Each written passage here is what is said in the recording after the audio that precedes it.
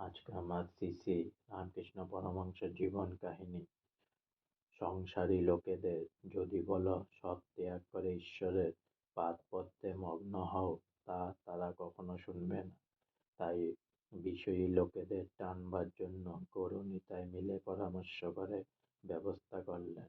মাগুর মাছের ঝোল, যুবতী মেয়ের কোল, বল হরি বল। প্রথম দুটি লোভে অনেকে হরি বল বলতে যেত। হরিনামের একটু আস্বাদ পেলে তারা বুঝতে পারলে যে মাগুর মাছের ঝোল আর কিছু নয়, কেবল হরি প্রেমে যে অশ্রুধারা পড়ে তাই। আর যুবতী মেয়ে কিনা পৃথিবী, যুবতী মেয়ের কোল কিনা ধুলায়, হরি প্রেমে গড়াগড়ি। আজকে আমার শ্রী শ্রী রামকৃষ্ণ পরমহংসের জীবন কাহিনী এখানেই সমাপ্ত।